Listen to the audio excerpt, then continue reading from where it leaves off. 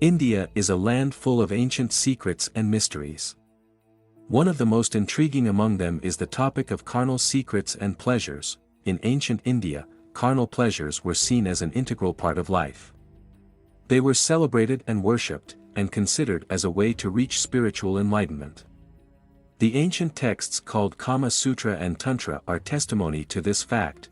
Kama Sutra is a Sanskrit text written around 200 AD by Vatsyayana, which is a detailed manual on the art of lovemaking. It includes various postures, techniques, and advice about how to pleasure one's partner. The book also talks about love, marriage, seduction, and even how to maintain long-lasting relationships. Tantra, on the other hand, is a much older tradition that originated in India over 5,000 years ago. It is a way of life that involves spiritual practices and rituals to connect with the divine. Tantra also includes methods for sexual exploration and liberation.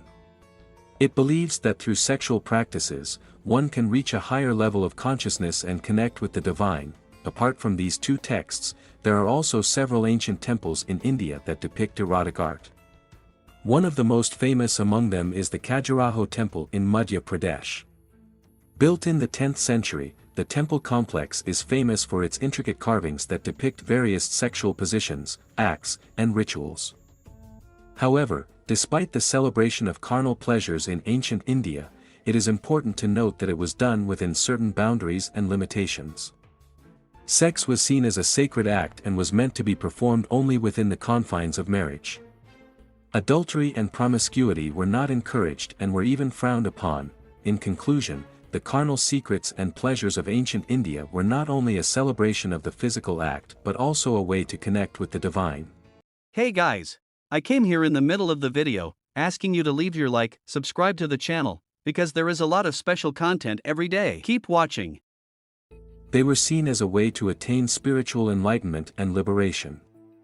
While these practices may seem controversial in today's world, they provide an insight into the rich and diverse cultural heritage of India. Moreover, the concept of sexual energy or kundalini is also significant in ancient Indian literature.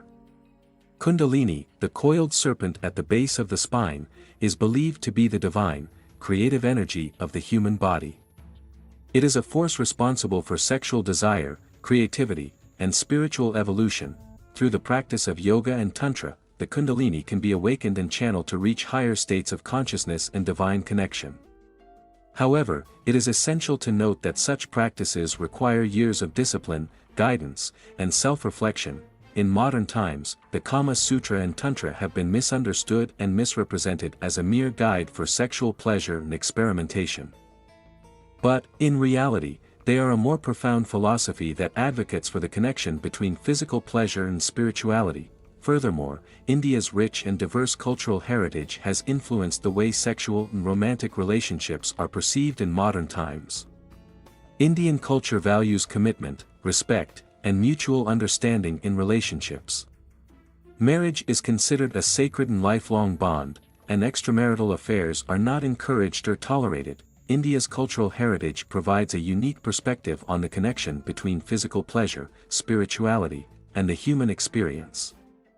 The love and respect for a lifelong partnership reflect the values of the society at large. It is important to understand and respect these cultural differences and recognize the valuable insights they offer into human nature and the complexity of the human experience.